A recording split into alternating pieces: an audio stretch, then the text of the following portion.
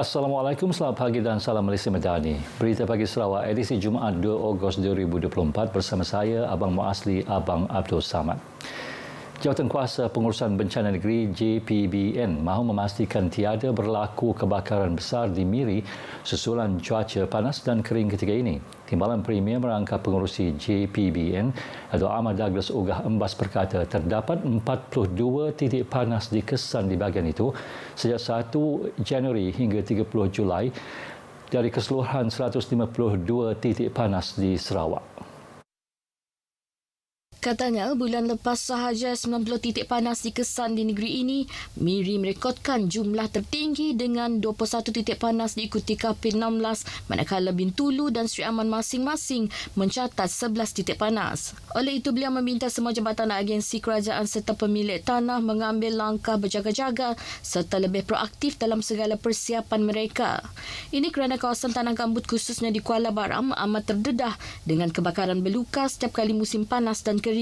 Beliau turut meminta Jabatan Bomba dan Penyelamat serta Lembaga Sumber Asli dan Alam Sekitar untuk mempergiatkan aktiviti pemantauan dan penguatkuasaan.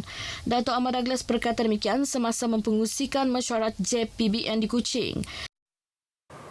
Dalam pada itu, Dato' Ahmad Douglas berkata Sarawak merekodkan indeks pencemaran udara IPU dari paras baik hingga sederhana sejak Januari hingga Julai lepas. Tiada bacaan IPU tidak sihat direkodkan setakat ini. Walau bagaimanapun, prosedur operasi standar mengenai jerebu akan diaktifkan sekiranya bacaan IPU melebihi 100. Lembaga Sumber Asli dan Alam Sekitar NREB pada Jun lepas juga telah membekukan permit untuk syarikat melakukan pembakaran terbuka di negeri ini. Orang ramai turut dinasihatkan supaya tidak melakukan sebarang aktiviti pembakaran terbuka bagi mengelak kebakaran yang di luar kawalan. Rumah-rumah panjang dan kampung yang berdepan masalah kekurangan air minuman diminta melapor kepada pejabat daerah untuk mendapatkan bantuan. Kementerian Pertanian dan Keterjaminan Makanan menyokong industri ternakan kerbau di Meragang Lawas dan bersedia membantu usaha pembesaran stesen penternakan tersebut. Menterinya, Dato' Seri Muhammad Sabu berkata ke arah itu, kementerian akan mengadakan lawatan kerja bersempena program Road to Maha ke stesen penternakan tersebut bermula 8 hingga 11 Ogos ini. Telah dia kerjasama dengan beberapa universiti dan kita akan melihat dan memberi sokongan tambahan supaya dapat dibesarkan lagi ternakan kerbau itu, bukan lembu, kerbau di Buffalo, di Maragang itu. Jelasnya sokongan tambahan akan diberikan kepada stesen penternakan kerbau Tenusu itu agar pembiakan kerbau dapat diperbesarkan serta pengeluaran hasil susu ditingkatkan. Pada masa ini, stesen penternakan tersebut mempunyai lebih 300 ekor kerbau dan dapat mengeluarkan 15 liter susu bagi setiap kerbau. Dato' Seri Muhammad Sabu ditemui selepas mengadakan kunjungan hormat terhadap Premier Sarawak di Kuching. Kunjungan bertujuan menjemput Datuk Petinggi Tan Sri Abang Johari Tun Openg untuk menghadiri perasmian Pameran Pertanian, Hortikultur dan Agropelancongan Malaysia MAHA yang akan bermula pada 11 hingga 22 September depan. Kementerian Pendidikan, Inovasi dan Pembangunan Bakat Sarawak MEITD berhasrat melaksanakan pentaksiran piawai bagi mata pelajaran terlibat dalam program Dwi Bahasa DLP Sarawak, iaitu Sains, Matematik dan Bahasa Inggeris. Menterinya, Dato' Seri Roland Sagahwi In berkata bagi memastikan ia berjaya, MEITD dengan Jabatan Pendidikan Negeri Sarawak perlu bekerjasama memastikan penilaian berkualiti tinggi selain memastikan semua guru hadir kursus dan bengkel DLP sebelum akhir tahun ini. Kementeriannya juga memberi jaminan untuk kekal komite meneruskan DLP Sarawak kerana yakin ia langkah tepat bagi mencapai kemajuan. This is only the beginning. As there will be additional training sessions and workshops in the second phase of the program, later in September to October 2024. So still a lot of hard work to do. Specifically targeting teachers who have not attended the basic courses in previous Yes. Beliau berucap pada penutupan kursus latihan asas DLP Sarawak tahun 5 2024 di Kuching.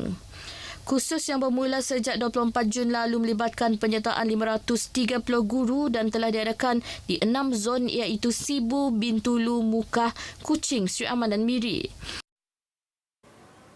Bandar Sibu dengan sebahagian besar kawasannya adalah tanah gambut merupakan cabaran utama kepada Lembaga Air Sibu LAS dalam menyediakan bekalan air bersih yang stabil serta berkualiti. Ahli Dewan Undangan Negeri Bawang Asan Datuk Seri Wong Sun Koh berkata, keadaan tersebut menyebabkan kebocoran paip sering berlaku mengakibatkan kehilangan air sehingga 46%. That Sibu, because of the nature of the soil, peat area and so on, a lot of the pipes buried underground sinking all the time. Once it sinks to a certain level, it breaks, so burst. And then they have to repair and all that. Sometimes pipe built long time ago cannot be located. So this is the problem. Beliau ditemui media selepas mengetuai rombongan pemimpin masyarakat di sekitar Sibu ke pejabat LAS di Salem bagi mendengar penjelasan masalah air di Sibu. Jelas beliau lagi, beberapa langkah sedang dilaksanakan oleh Kerajaan Sarawak walaupun bekalan air adalah tanggungjawab Kerajaan Persekutuan. Antaranya, pembinaan loji rawatan air Salem yang baharu melibatkan kos RM300 juta dan dijangka siap dalam tempoh 2 tahun. Apabila siap kelak, ia dapat mengeluarkan 150 juta liter air sehari MLD bagi menampung operasi 2 loji sedia ada iaitu Loji Salem yang mempunyai kapasiti 150 MLD dan Loji Bukit Lima 45 MLD. Kerajaan Sarawak juga telah memperuntukkan RM170 juta bagi penggantian paip baharu di seluruh Sibu. Majlis Pelancaran Bulan Kebangsaan dan Kibar Jalur Gemilang Peringkat Sarawak 2024 akan diadakan di Kuching Sabtu ini. Ia bakal disempurnakan oleh Timbalan Perdana Menteri Datuk Seri Fadilah Yusof bertempat di Pusat Konvensyen CIDB Putrajaya. Bahagian Media dan Komunikasi Korporat Jabatan Penerangan Malaysia, JAPEN Sarawak dalam kenyataan medianya berkata majlis pelancaran tersebut merupakan kesinambungan kepada pelancaran Bulan Kebangsaan dan Kibar Jalur Gemilang 2024 yang telah disempurnakan Perdana Menteri Datuk Seri Anwar Ibrahim di Cyberjaya pada 21 Julai lepas. Bertemakan Malaysia Madani Jiwa Merdeka, pelbagai pengisian utama diadakan pada hari tersebut termasuk pelancaran dan pelepasan konvoi Kembaran Merdeka Jalur Gemilang KMJG Peringkat Sarawak 2024 dan Mini Karnival Komuniti Madani.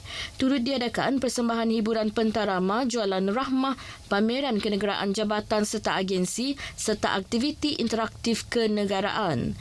Sementara itu, KMJG Peringkat Sarawak 2024 akan bermula selepas pelepasan oleh Datuk Seri Fadilah dari Pusat Konvensyen CIDB Kuching ke Kampung Beratan Perawan sebelum dilaksanakan dalam 3 fasa sehingga 16 September depan.